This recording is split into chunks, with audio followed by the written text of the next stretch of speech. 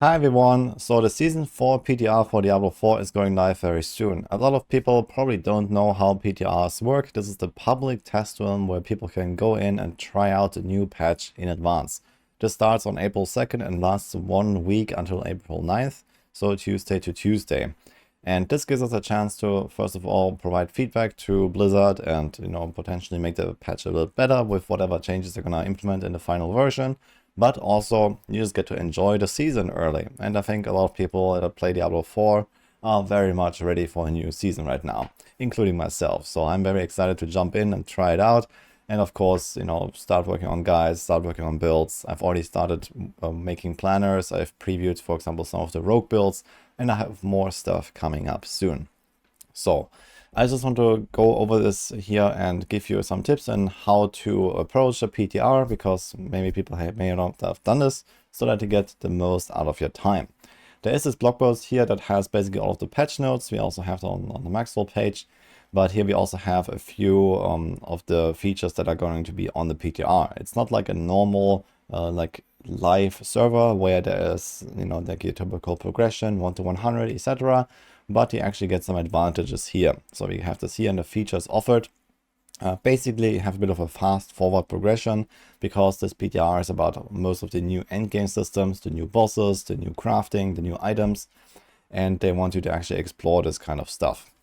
So for that, you're gonna carry over a bunch of your progress from your current account to the PTR. So this includes campaign, mounts, skill points, altars, etc. Basically all of the renown stuff is going to be carried over as well, so you don't have to do that again, which is nice. And also you will have the option to boost the character to 100. That also gives you a bunch of other stuff.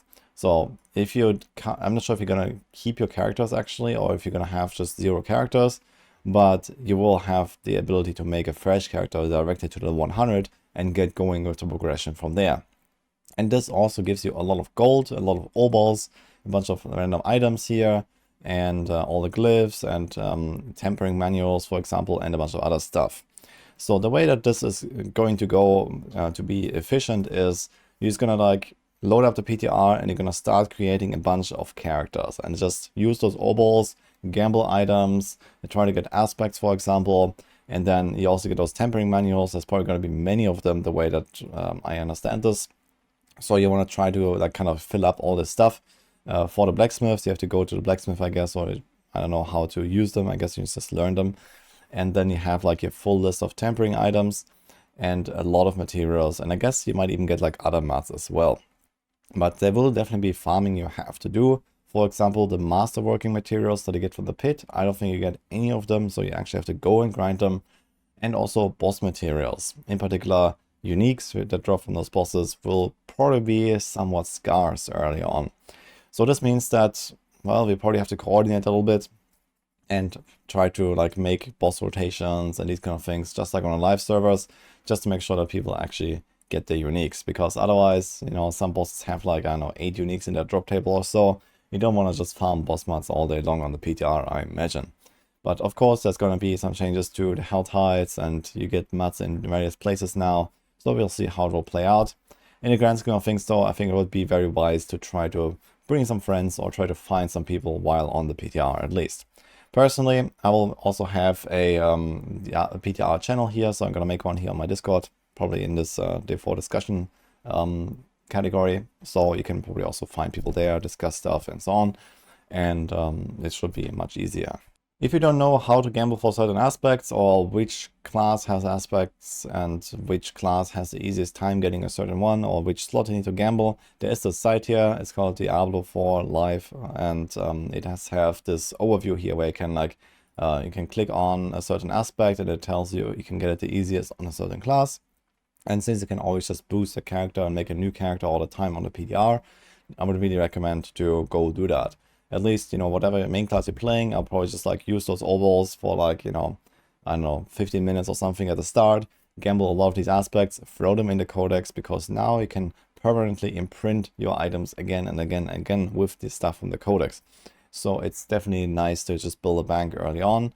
Also, since every time you make a fresh character, you also get a new random ancestral gear. There might be some good stuff in there, maybe even get legendaries, I'm not sure.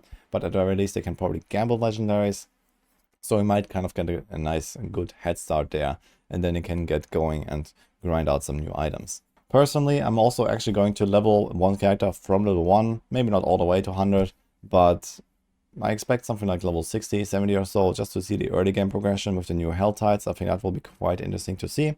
And other than that, I mean, there's a lot of new stuff on the PTR for the end game, so the pit is definitely going to be the feature to try out, I guess, for most people. And of course, the level 200 bosses. So those are coming as well, but for this we need a lot of materials. And again, we have to farm those materials. It seems like there's no shortcut, and this will probably take a little bit. So again, I guess it would make sense to try to like group up as much as possible so that actually people get to see those bosses and get to also give some feedback. And of course, coming prepared with maybe a bunch of planners or a bunch of builds would not hurt. So, well, we do have a lot of planners here. For example, these are my own planners, for example, from season 3. I have some here from like older seasons as well. Yeah, they may be like slightly outdated these days or so, but in the grand scheme of things, you can already start getting prepared for your builds that you're trying to make, so you don't have to like create everything on the fly. A lot of the existing builds will continue to work in pretty similar fashion, I imagine, depending on the class, I guess. But for example, for the rogues, I don't really see like a major shakeup besides actually some new potential with, for example, inner sight or preparation builds and, you know, the grenade stuff that I've previewed and the aerostorm stuff. And we'll see how existing builds will change with, for example, the new tempering affixes and whatever else we can find maybe.